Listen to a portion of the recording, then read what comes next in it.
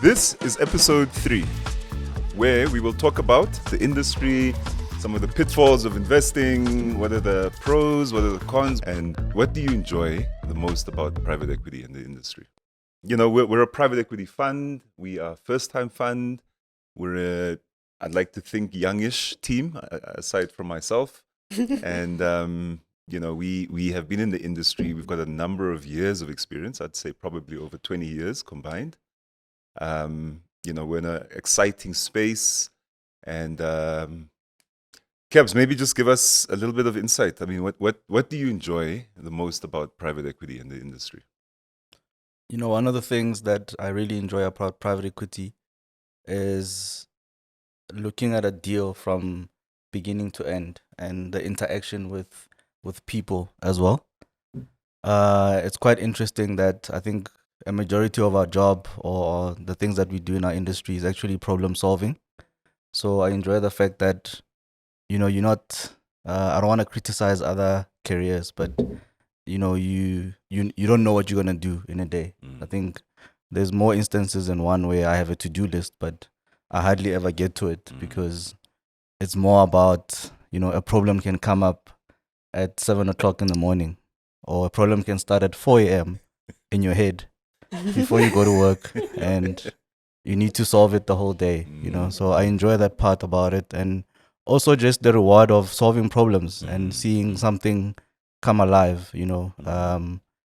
Getting that share certificate, you know, at the end, or doing that exit at the end, and seeing, you know, what you visualized initially coming to life, and the impact it has on people as well. I think is quite enjoyable, and it's what I think keeps me at least excited, is that, you know, no day is the same. It's not, you're not doing the same thing every day. You don't know what you're gonna do tomorrow, you know. So I really enjoy that. Okay, so it keeps you on your toes. Yeah, tippy toes. On my tippy toes. Yeah, no, I must say, I think, you know, to be in the private equity industry, you need a certain character about you.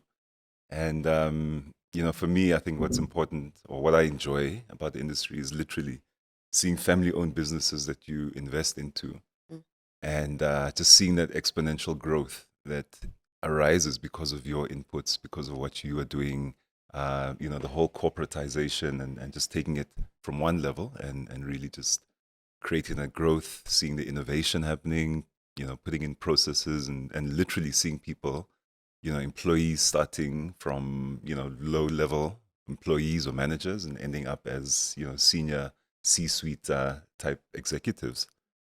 So now I'm going to ask you the same question. Yeah. You know, what do you enjoy about the private equity industry? Yeah, I'd say it's a journey, right? You're seeing the entire life cycle of a transaction from, you know, from inception, from identifying an opportunity to investing, managing it, and eventually exiting it. And for me, it's the journey that you're going to walk with the business. And through that experience, I think it's so enriching because you get to experience so many different things. You get to apply so many different skills.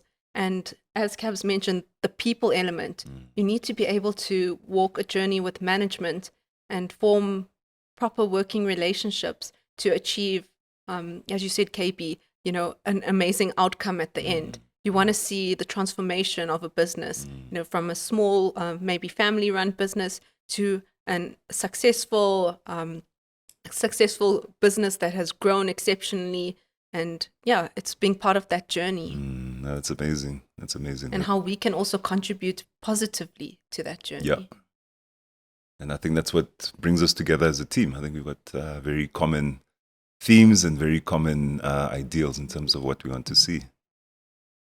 T, I'm going to throw you in the deep end.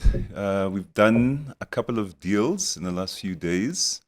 You know, we've been through a very rigorous due diligence process.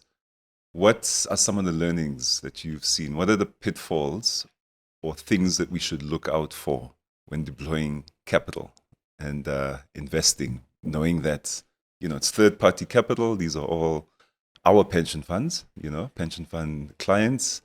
So there's that element of, we are custodians of third-party capital. What are some of the pitfalls that you've seen? What would you avoid or try and mitigate? Sure. At least you didn't say in 30 seconds. That's an open-ended question. It's a discussion on its own. I think laying out all of the possibilities in the beginning is very important, because the seller gets fixated on one way a transaction can go. And when you introduce something at the end, they get rattled.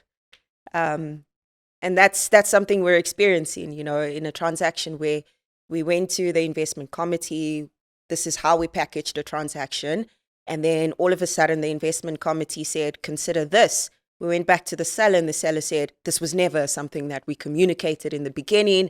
And now we're trying to solve that. So there's the problem solving coming in.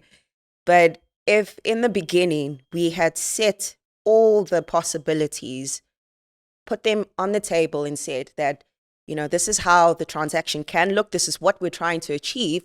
But these are also, variances of what it can look like. These are the other opportunities or the other potentialities in terms of this transaction. So I think laying that in the beginning would have been a lot easier.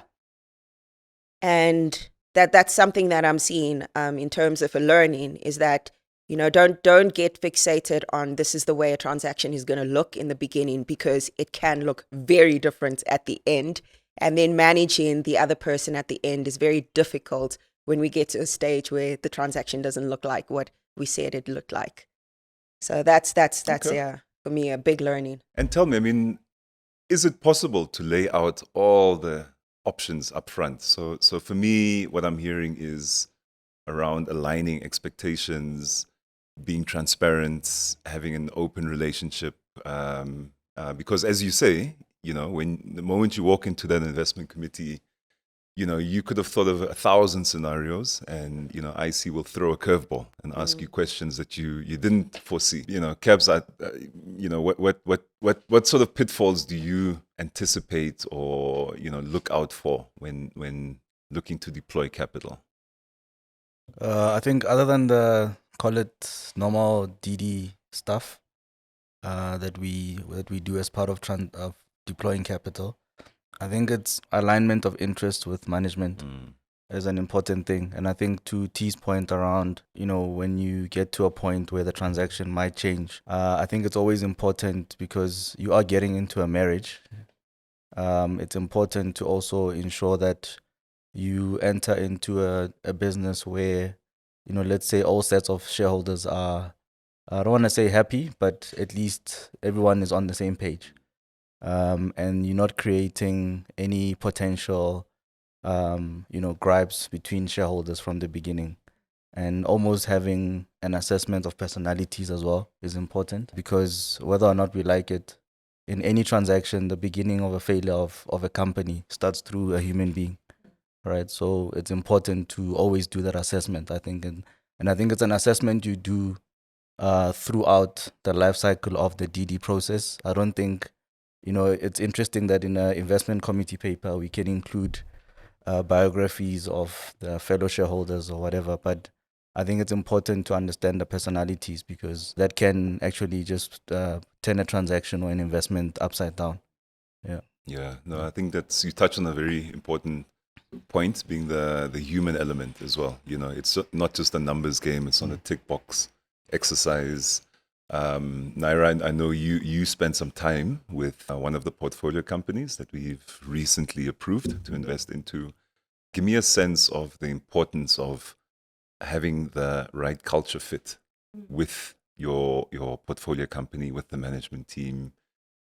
As a lawyer, I always say you can have the best crafted agreements in place, but they mean nothing if the culture isn't there and there's no alignment. Maybe talk to us a little bit about that culture aspect. Yeah, 100%.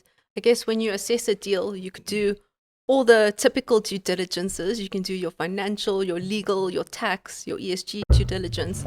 But I think what's important is, if you, as a private equity team, you need to do a culture DD. Mm. And by that, the way I think we've gone about it is spending a lot of time with management in formal settings and as well as informal settings.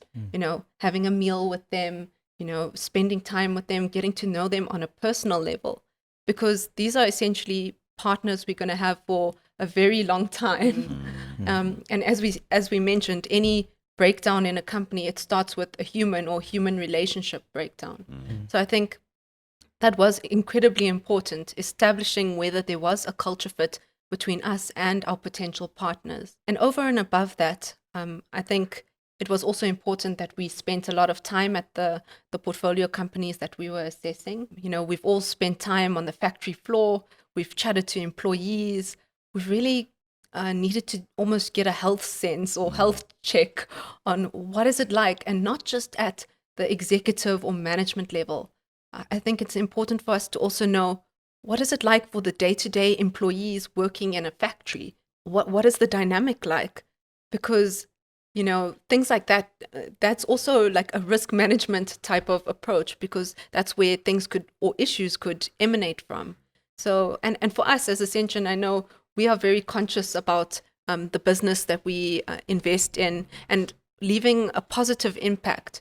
And part of that is the impact on the social element, which is the employees, communities in which the business operates. So understanding that and getting a sense of that is really important. And I guess it also feeds into our ESG corrective action plan, which is a tool that we will use to help monitor and help improve the business throughout our term of our investment. So yeah, spending time in the business is critical. And for me, I loved hanging out on the factory floor, literally getting involved, carrying heavy bags of products and really getting stuck in there, because I want to know, what is it like for a day in the life of an employee. And I think that's very important that we see it from that perspective as well. So it's not just a shareholder, sitting on the board, but, you're interacting, who the team is. You get a sense of what's happening on the ground.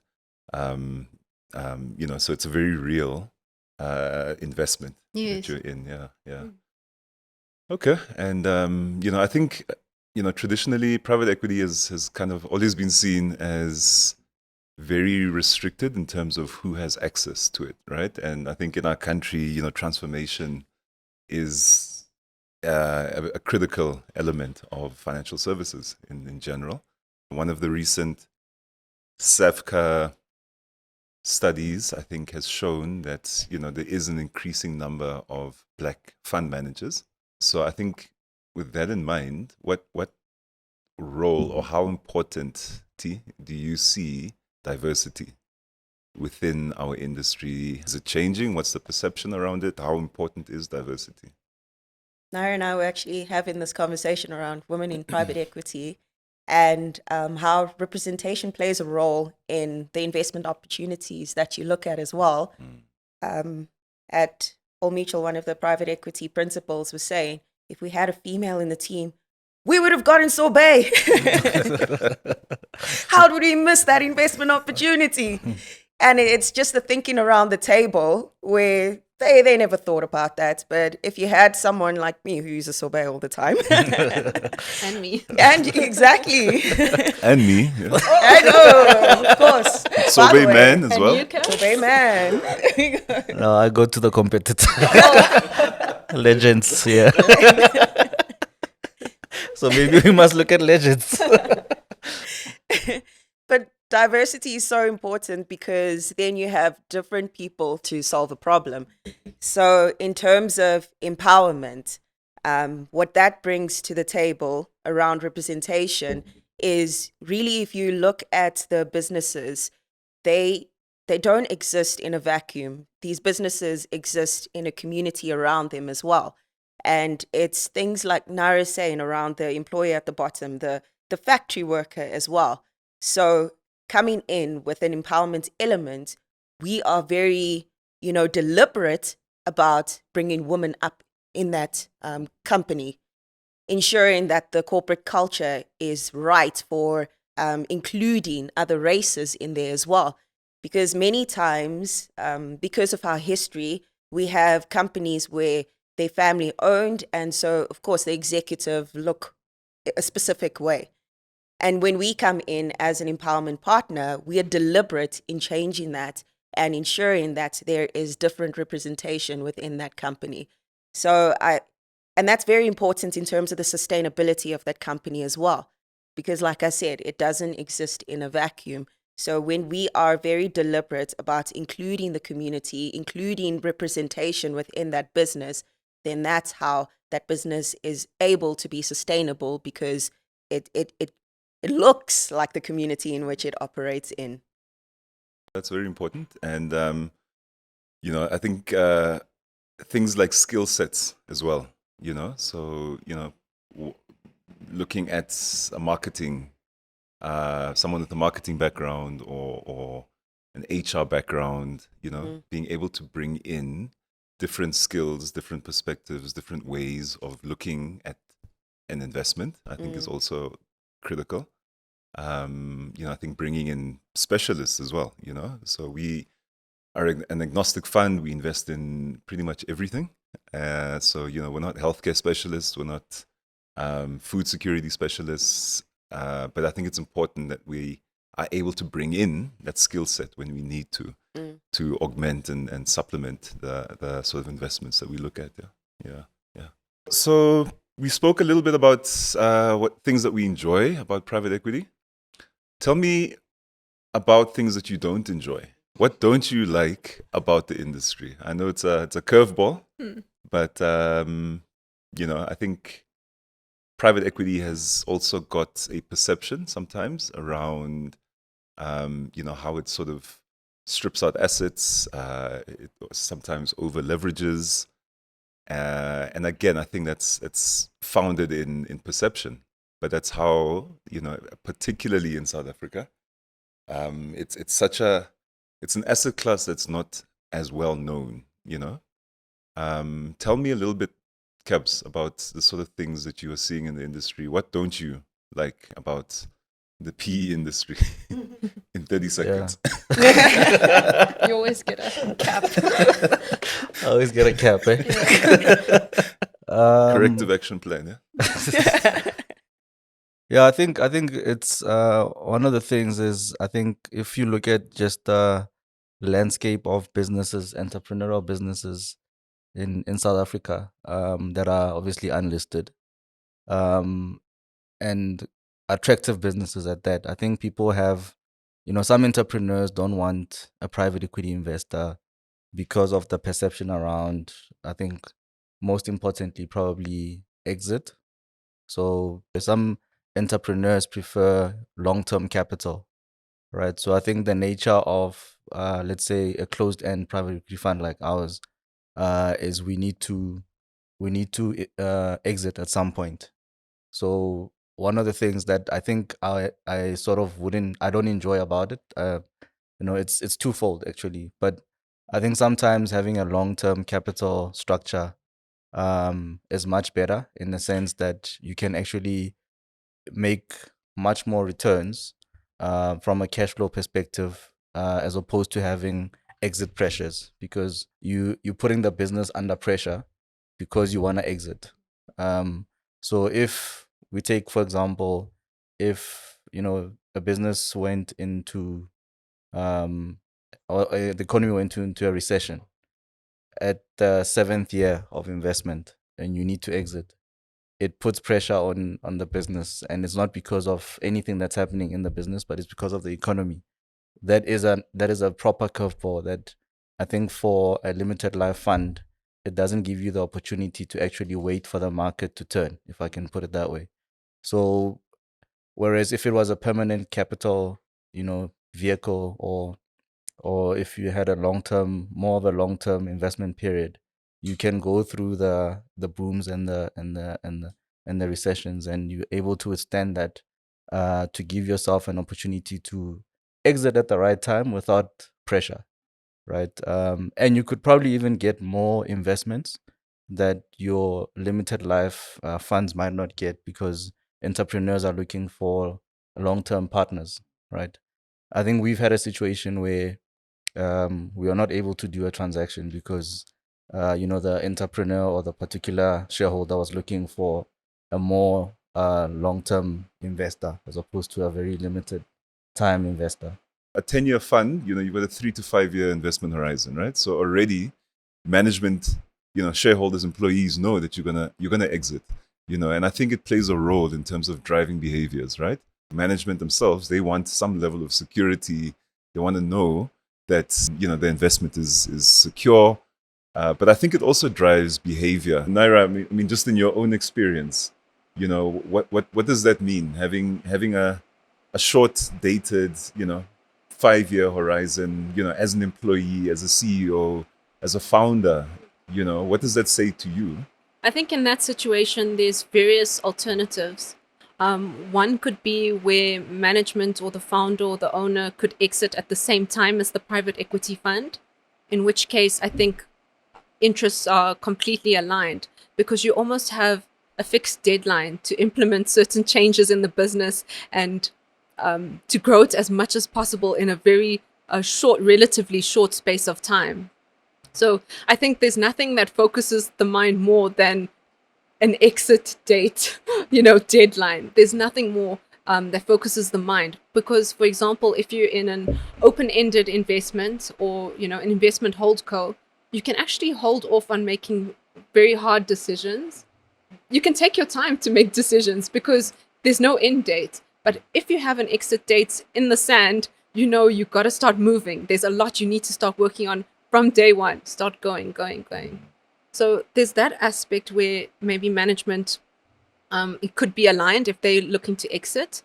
If they're not, I think, I guess then they have to think of possibly who the next partner is to support them on their journey.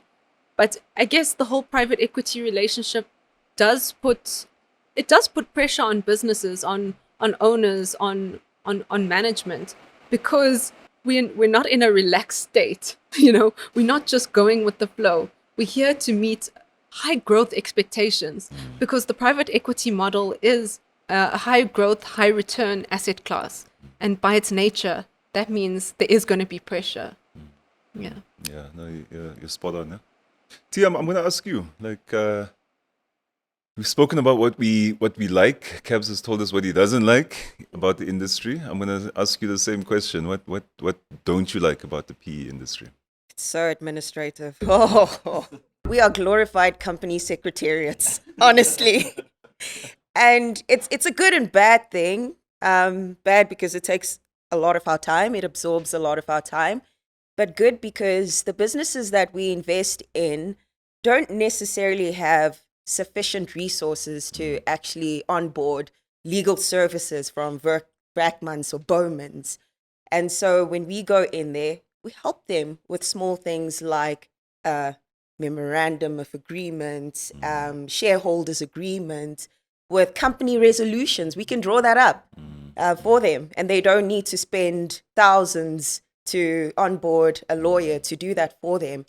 And it's a lot of those things that we do for them in terms of helping them with resolutions that corporatizes the business and helps it become fit for a strategic buyer to buy it, because now this business has this corporate governance structure that they were not able to afford to build up, but that we've been able to help them with. So yes, it's administrative and I don't like it, but it really builds the business up to have sufficient corporate governance structures to build it for exit. Yeah, that's what it comes down to. We're not in an environment where we're passive.